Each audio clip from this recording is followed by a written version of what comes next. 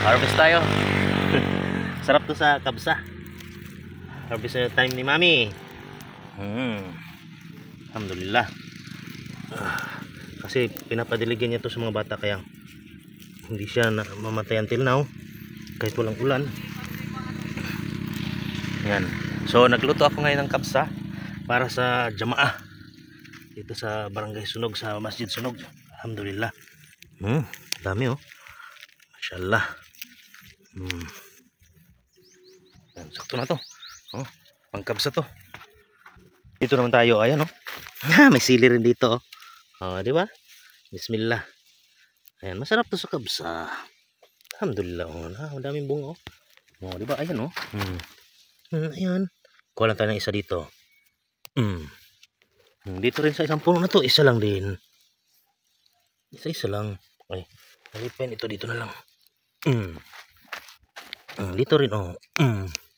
Ayan.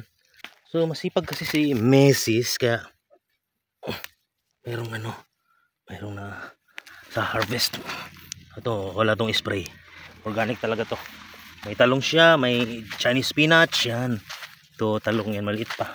May okra din siya, yan. Ayun, okra pero maliit pa man.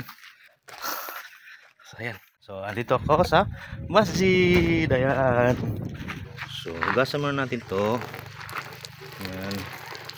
Para maging malinis. Yes. Okay. Ayan, okay na po. Ayan sila. Assalamualaikum. Ayan. Yung mga jamaah. Kumakain sila. So ito yung kabsa oh. Plus chicken. Wala. Kahit mo na. Oh, kuha ka bro. Daddy mo. Bigyan mo kami, Daddy. Oh. Oh, kamu dra. Kinsa pang gusto? Kamu diha? Ikaw? Nika? Kamu? Dili. Oh, kami na lang. Ako na lang ni.